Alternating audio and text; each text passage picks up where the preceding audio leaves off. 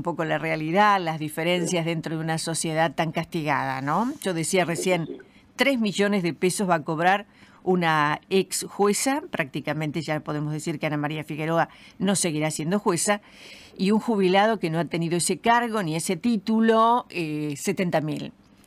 Bueno, el problema es que los que le echaron, sin defender a Ana Figueroa, por supuesto, ¿no? Ganan lo mismo, ¿no es cierto? Y ganan lo mismo y tampoco cobran impuestos. Usted dice los mismos magistrados. Los mismos magistrados de la casación, Sí. es el sueldo de la casación, lo que ganan los magistrados federales. También ganan... Bueno, ganan más. Bueno, cada uno de los que están allí, sentados con ella, más o menos lo mismo. Claro, yo digo, pero el sueldo, los 3 millones son con el 82% móvil. No, pero no hay impuestos y hay muchísimas cosas más que eso. Eso es el sueldo. Que les recorta el sueldo en efectivo. Y hay una cantidad de ítems, además, que...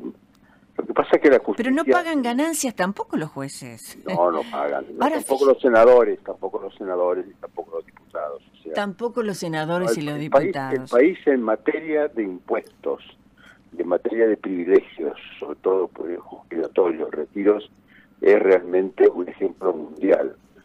Cada vez que se habla de esto, se habla en sordina porque hay muy poca gente en condiciones de ponerle realmente cascabel al gato. Me parece que es un asunto gravísimo, y fíjese usted que cada vez que hablan desde los organismos internacionales, por ejemplo, este libro tan interesante que ha publicado Berner, que fue el que negoció la deuda del fondo Macri, es un libro muy interesante, porque es la primera vez que un funcionario escribe con gran franqueza. Seguramente oculta las cosas, pero la verdad las cosas que dice son cosas muy sensatas. Es un argentino que se fue hace muchos años a México, y este libro lo acabo de publicar ahora junto con un gran periodista que está en Deezer. Y la verdad que las cosas que cuenta Werner sobre este aspecto, dice, ¿cómo puede ser que este país tenga, con todas las condiciones de igualdad y de satisfacer los derechos que puedan existir, adquiridos y no adquiridos, pero cómo puede ser que este país tenga ese sistema si no está en condiciones de pagarlo? No hay ningún país de América Latina que tenga un sistema jubilatorio en esas condiciones, con tal nivel de privilegios, de desigualdades, de disfuncionalidades que tiene el resto de los jubilados en situaciones de hambre, muchísimo peor que hambre, ¿no es cierto? Porque esos aumentos, los bonos que de vez en cuando se le dan, es como un día de remedios, ¿no es cierto? Nada más. Tremendo. Entonces dice, ¿cómo puede ser que haya esa desigualdad si no está en condiciones de pagarlo? Ni los chilenos, ni los mexicanos, ni los brasileños, dice Werner, con las economías que tienen, con las demandas que tienen, con las ínfulas que tienen también como todos los latinoamericanos, tal cual, ¿no es cierto?, no tengan esas condiciones tremendas que no se pueden pagar. Como no pueden pagarlos, los siguen aumentando, los siguen manteniendo, los siguen defendiendo, y como no pueden pagarlos, emiten. Y como emiten, hay inflación. Y como hay inflación, se endeudan. Y como no pagan las deudas, entonces esa situación. Se están publicando muchas cosas interesantes ahora. Ese libro es muy interesante, van a salir otros libros. Es que es un momento muy interesante. Estamos atravesados por un cambio donde hay que escuchar. Para poner blanco y negro, claro. Bueno, haremos un momento, no es que empecemos de nuevo, veamos dónde estamos. Exacto. Ese es el tema, María, en todos los temas. Este que está tocando usted es muy oportuno, muy importante. Por otro lado, fijémonos en el sistema, ¿no es cierto? ¿Por qué se fue Figueroa? Porque no le hizo quórum el PRO al radicalismo, al peronismo, que la mantuvieron siempre allí. No le hizo quórum. Ahora, hasta tal punto depende un juez de que los partidos todos se pongan de acuerdo y le den quórum y la ¿y por qué no otros jueces? Hay jueces importantísimos que tienen mucho mayor edad, por ejemplo, de Curia, que tiene 90 años. Ahora, ¿por qué está allí? Porque tiene acuerdos políticos. Y si no lo tiene, se va. Entonces, por la negativa también es una elección de algo que no funciona. Los jueces no pueden depender de la política. Si los jueces dependen de la política a este extremo, para sus privilegios precisamente, porque si fuera para sus derechos, vaya y pase, pero para los privilegios dependen de la política, son jueces que están colgados de la política. Y van esta dependencia y este estar colgado redunda en falta de imparcialidad, y jueces sin imparcialidad, mejor pensemos en dicen otra cosa. Claro, y este sistema termina asesinando la confianza. Claro, porque a otro juez que puede tener mucho más años, decimos el famoso caso Fay llegó al extremo de ver el caso Fay, donde la Corte, él mismo, se eximió y declaró inconstitucional la Constitución del 94. Declaró inconstitucional la Constitución del 94. El tema de los jueces por vida es gravísimo. Biden, cuando llegó al gobierno, hace ya 4 años, primero que hizo fue crear una comisión para reformar la Corte. Algunos dicen que lo hizo para perseguir y asustar a la Corte, es posible, yo creo que no. La verdad lo hizo para lo mismo, para poner en blanco y negro. En la Corte se integraron los expertos más importantes de derecho constitucional. Se eximieron, por un lado, se eximieron, y los que no se eximieron, los eximieron, a los que litigaban en la Corte. Porque iban a integrar esa comisión gente que eran abogados ante la Corte. Absoluta falta de independencia. Porque si usted, el constitucionalista fulano, habla sobre la Corte con el señor, ¿cuántos juicios tiene usted en la Corte actual? Le dice, tengo 80 juicios. Bueno, señor, usted no puede opinar. Lo felicitamos por ser un abogado de la Corte. Bueno, esa Corte echó un documento, un dictamen que está en Internet, rápidamente, en 6 meses lo hizo, y cambió todas las cosas que debían cambiar. La primera de ellas, la idea de los jueces de por vida. La idea de los jueces de por vida se inventa ya inicialmente, y la sigue toda América Latina, con la idea de que preserva la independencia del juez. Pero no es verdad, porque al contrario, lo que establece es una condición olímpica del juez, lo exime de responsabilidades, y sobre todo le genera unos privilegios que sostiene contra viento en marea, digan lo que digan. En algunas provincias se comenzó a alterar esto poniendo 10 años. En los 10 años, la verdad es que no coinciden, por cierto, con los mandatos políticos, por eso hay una garantía de que no hay una dependencia, y en 10 años se va a ir. Ahora, ¿qué pasa si el juez al año 9 u 8 empieza a hacer negocio? Bueno, hay formas de defenderse de eso, y de esperar que esa actitud a veces antisocial de los jueces se produzca, pero la idea de los jueces por vida es una antiguaya. Sí, hay muchas cosas que mejorar, ¿no? Muchísimas, porque hay jueces fundamental. Sí. Un ejemplo, María, hace unos años, sí. fue cuando se terminaba la convertibilidad. Interesante porque hoy nos acordamos de todo eso, porque son las mismas personas, Roque Fernández, que vienen. Y se hizo en ADEVA, que es la patronal bancaria, una reunión donde se invitó al gerente del Fondo Monetario, se llamaba Michel de Canteciber, un francés muy, muy importante. Tanto como cualquiera. Cuando vino, le pidieron al final del discurso, le dijeron, denos un consejo, ¿qué tenemos que hacer ahora? Porque estaba la conversación todavía en IVA. Y Candesí dijo una cosa interesantísima, dijo, querido Roque, lo palmeó a Roque Fernández, cuando un país ha logrado hacer de tal manera una estabilidad económica y un progreso, y un control de la inflación, etc., de aquí en más, el ministro de Justicia es muchísimo más importante que el ministro de Economía. Claro. Porque no es una cuestión de economistas, es una cuestión de reglas, de arbitrajes y de disciplina para mantener... Y de confianza. Y de confianza. Y dijo Candesina, para yo me acuerdo siempre de eso, dice, el ministro de Justicia es mucho más importante que el ministro de Economía. Lo siento, querido Roque, pero es así. Enrique, gremios privilegiados, ricos, gremialistas ricos, jueces enquistados, políticos intocables y 3 candidatos de los cuales uno será presidente, Bullrich, Milei, Massa, ¿no? Sí. ¿Cómo ve el panorama? Bueno, sociedad muy indignada, pero al mismo tiempo bastante esperanzada. Yo no coincido, además me dedico a las encuestas, no coincido con la idea de que la sociedad está desesperada. La gente cree que las cosas están muy mal, que van muy mal, pero está convencida que van a mejorar.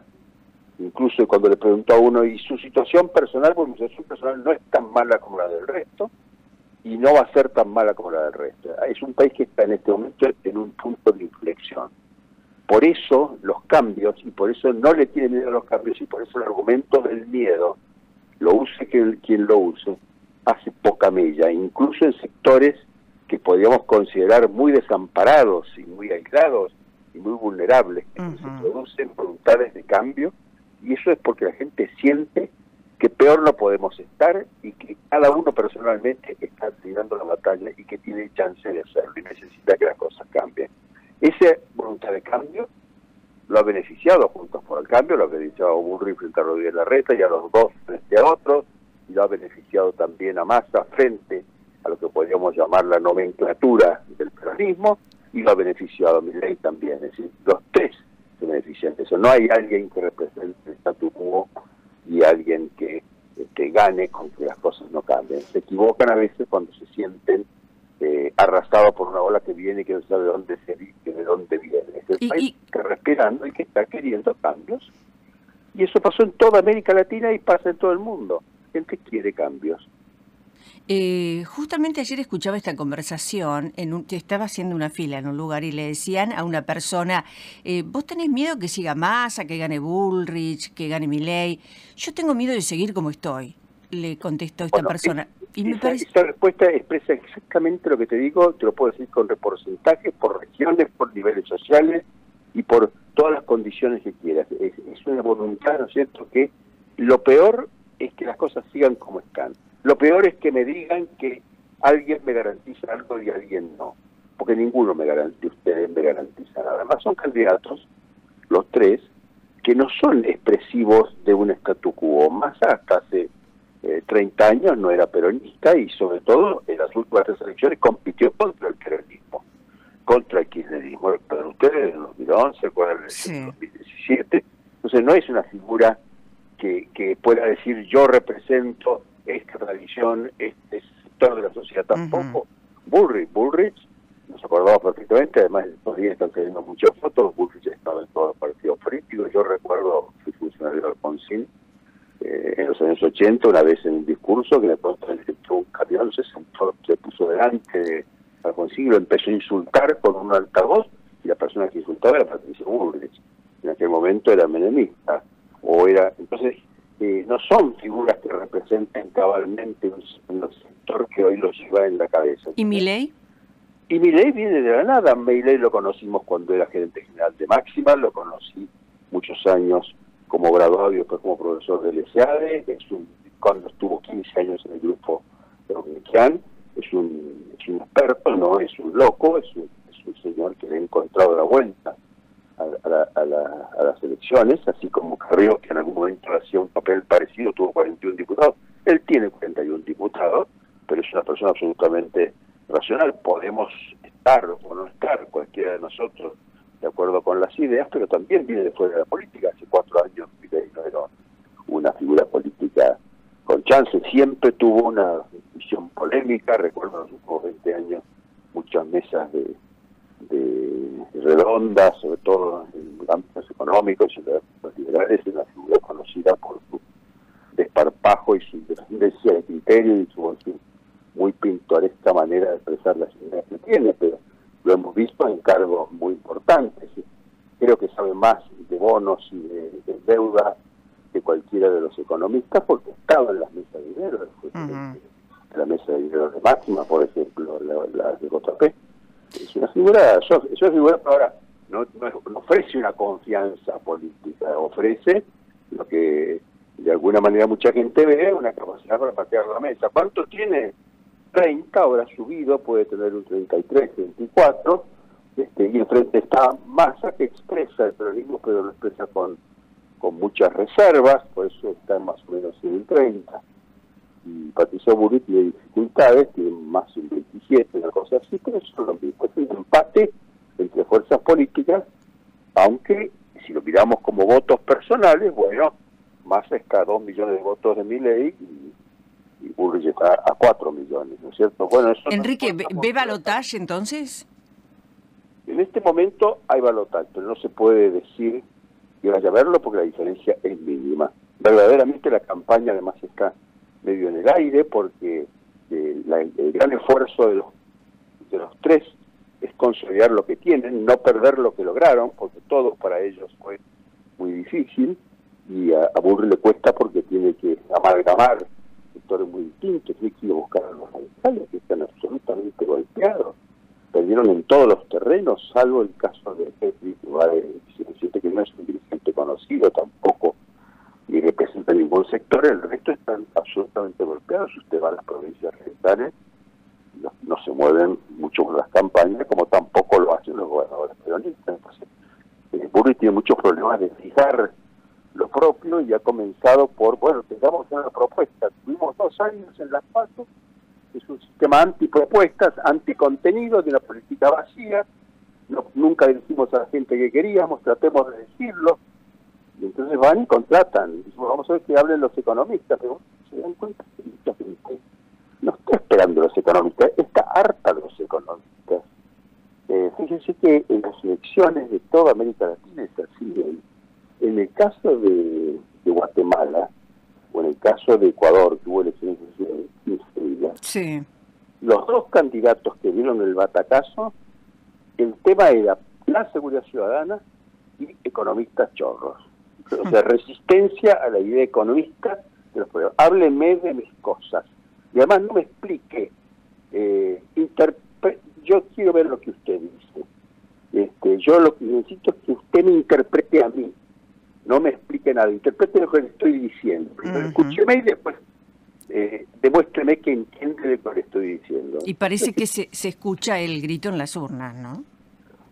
Claro, es un grito. En algunos países es un alarido, que ha terminado con el sistema político, caso Chile, o Perú, o Colombia. Ayer ha pasado lo mismo en México. Un sistema absolutamente consolidado que había hecho volar los partidos políticos tradicionales. Ayer hizo volar la propia estructura de López Obrador, que es una autovoladura. Y Claudia Sheinbaum, que es la alcaldesa, digamos, de México, inesperadamente es la candidata por Morena, que es la oficialista. Esto ocurrió ayer, y enfrente, en la suma de lo que queda del Partido Nacional, hay otra mujer también. Entonces, es la primera vez en México, algo impensable, que 2 mujeres van a enfrentar la carrera presidencial. Es una revolución, es la revolución de la mujer. Me parece que es importantísima y no es cuestión de igualdad, es cuestión de factores o fermentos de cambios profundos. Enrique Zuleta Puseiro, gracias por atendernos, le mando un abrazo grande. Muy bien, buenos días. Hasta luego, Maite. Es analista político, pasó a las 7:52 minutos. Reportajes y entrevistas en profundidad.